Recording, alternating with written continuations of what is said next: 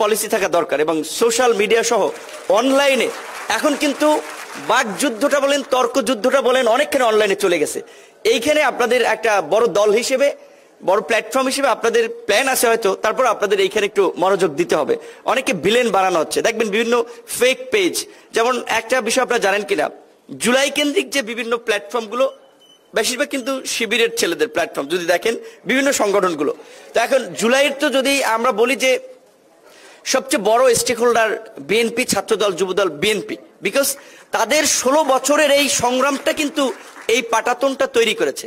আমি যখন বিভিন্ন সংকটে পড়েছি, আমি ছাত্রদলের নেতাদের সাথে যোগাযোগ করেছি, আমি বিএনপির সিনিয়রদের সাথে যোগাযোগ করেছি যে আমাদেরকে এখানে একটু ফাইন্যান্সিয়ালি হেল্প করেন, এইখানে ছাত্রদলের কিছু লোককে আমাদের সাথে থাকতে বলেন। এমনকি এই ডাকসু নির্বাচনের পরেও যখন আমরা বিভিন্নভাবে আন্দোলন সংগ্রাম থেকে শুরু করে এবং শেষ দিকে জুলাইয়ের, আপনারা অনেকে এই ঘটনা আমরা বলি নাই, কখনো বলতে চাই না, নাসির ভাই ছাত্রদলের আছে, তারা জানুক, যেদিন শেখ হাসিনা রাজাকার মন্তব্য করে সমস্ত শিক্ষার্থীদেরকে এক প্রকারে ক্ষুব্ধ করেছিল, সেদিন রাতে আমরা তাদেরকে বলেছিলাম যে এই ছাত্ররা যেই স্লোগান দিয়েছে, ছাত্র লীগ এখানে হামলা করতে পারে, ছাত্র দলকে এখানে ভ্যানগার্ডের মতো দাঁড়াতে হবে, প্রয়োজনে ছাত্রলীগও মরণ কামড় দেবে, যুব দলও যেন আপনার প্রয়োজনে নীলক্ষেত কিংবা শাহবাগে অবস্থান নেয়। সালাউদ্দিন ভাইয়ের সাথে আলাপ করেছি, উনি বলছে চেয়ারম্যান সাহেব এভরিথিং নোজ, এবং পরবর্তী থেকে বিভিন্ন কর্মসূচিগুলো সালাউদ্দিন ভাই বাইরে থেকেও একটা ভালো কোঅর্ডিনেশন করেছে।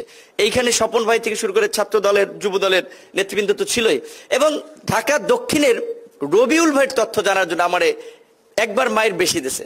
মানে এমনিতে তো মনে করেন চোখ মুখ বাঁধা, তো বলছে যে রবিউল জানে এই যে আপনার বিটিভি ভবনে যে আপনার অগ্নিসংযোগ ভাঙচুর হয়েছে, মেট্রো রেল ধ্বংস হয়েছে, এগুলো জামাত শিবির বিএনপির লোকেরা করতেছে, রবিউল জানে, তুমি এদের সাথে নেক্সাস আছে তোমার। আসলে তার সাথে আমার কখনো আগে পরিচয় হয় নাই। তো এইভাবে বিএনপির নেতৃবৃন্দের যে স্যাক্রিফাইস এবং ত্যাগ, এটা তো আমরা অস্বীকার করতে পারি না। এখন বিএনপি বড় দল, ঠিক আছে, তারা ওইভাবে বলছে না, কিন্তু যারা আবার এটাকে একটা ফেব্রিকেটেড করে আওয়ামী লীগের 71-এর মুক্তিযুদ্ধের মতো একটা একপাক্ষিক, এক কেন্দ্রিক ন্যারেটিভ বা বয়ান হিসেবে উপস্থাপন করতে চাচ্ছে, এর বিপরীত একটা যুক্তিযুক্ত বয়ান বোধহয় আপনাদের এই তরুণদের যদি ভাবনা জানতে হয়, তাহলে এই দলের এই যে বড় একটা সচেতন জনগোষ্ঠী, তো এইখানে ছাত্রদল, যুবদল, স্বেচ্ছাসেবক দল বাংলাদেশের এই মুহূর্তে অবশ্যই সবচেয়ে প্রতিনিধিত্বশীল তরুণদের অর্গানাইজেশন তারা।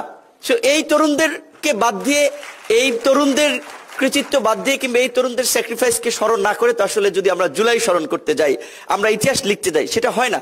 এই গণ অভ্যুত্থানে সহ গত 16 বছরে এবং বাংলাদেশের সৃষ্টি লগ্ন থেকে কিংবা তার পূর্বে 52 ভাষা আন্দোলন থেকে যারা এই গণতান্ত্রিক লড়াই সংগ্রামে জীবন দিয়েছে, স্যাক্রিফাইস করেছে, প্রত্যেককে আমরা সম্মান এবং শ্রদ্ধার সাথে স্মরণ করি।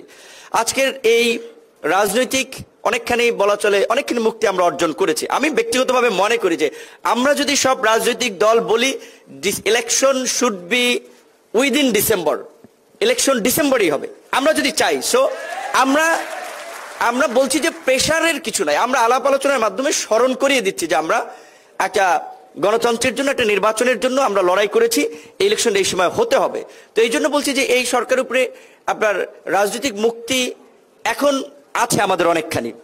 এখন সেটা কোন দিকে আমরা অর্থনৈতিক মুক্তিতে, সামাজিক মুক্তিতে, পরিবর্তনের দিকে এগিয়ে নিয়ে যাবো, সেইখানে আমাদের কিছু যদি আমরা ব্যাকে যাই, যেমন বিএনপির যদি রাজনৈতিক দর্শনের জায়গায় আমরা বিএনপির প্রতিষ্ঠাতা রাজনৈতিক দর্শনের দিকেও যাই, যে উনি খুব অল্প সময়ের মধ্যে দেখেন মুক্তিযুদ্ধের সময় ওনার বয়স কত ছিল, 35 বছর। সে সময় কিন্তু তিনি আপনার বাঘা বাঘা নেতাদের ভিড়ে কিংবা তাদের নিঃস্বতার মধ্যেও কিন্তু তিনি ঘোষণা দিয়েছিলেন উই রিভল্ট। এটা কিন্তু একটা বড় ঝুঁকি, বড় সাহস এবং দৃঢ়তা ছিল। এবং সে সময় তিনি সেই অনিশ্চিত সময়ে হ্যামিলনের বাসিওয়ালার মতো আবির্ভূত হয়েছিলেন। আবার মুক্তিযুদ্ধের পরে তিনি পেছনের সারিতে চলে গেছেন, তিনি ফ্রন্ট সাইডে ছিলেন না। আবার যখন 75-এর সময় জাতির এই সংকট দেখেন, তার লিডারশিপ কিংবা তার সততা, তার ইন্টিগ্রিটির প্রতি, তার বাহিনী থেকে শুরু করে জনসাধারণেরও এত একটা পজিটিভ ধারণা ছিল, যার ফলে কিন্তু 75-এর এই অনিশ্চিত গন্তব্যেও আবার তাকেই কিন্তু সিপাহী জনতা সামনে নিয়ে এসেছিল। এবং তিনি যখন রাষ্ট্র ক্ষমতায় অধিষ্ঠিত হন, তখন তার বয়স কত ছিল, 39 বছর। তো সবচেয়ে তরুণদের মানে সফলতা, রাজনীতি, অর্থনীতি, প্রতিরক্ষার একটা জ্বলন্ত উদাহরণ কিন্তু জিয়াউর রহমানের রাজনৈতিক দর্শন এবং পলিসি। বিশেষ করে যেমন দেখেন আপনার তিনি বুঝতে পেরেছিলেন যে বাংলাদেশের মতো এরকম যুদ্ধ বিধ্বস্ত দেশকে বিনির্মাণ করার জন্য আমাদের কৃষিতে বিপ্লব ঘটানো দরকার।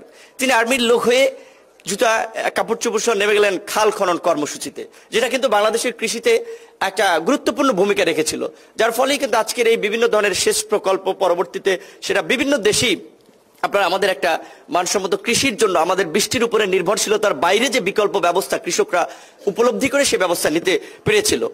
আমরা আজকে রেমিটেন্সের যে কথা বলি বা আমাদের বৈশ্বিক শ্রমবাজারের কথা বলি, এইটাও কিন্তু ওপেন করার ক্ষেত্রে সবচেয়ে অগ্রণী ভূমিকা পালন করেছিল জিয়াউর রহমান।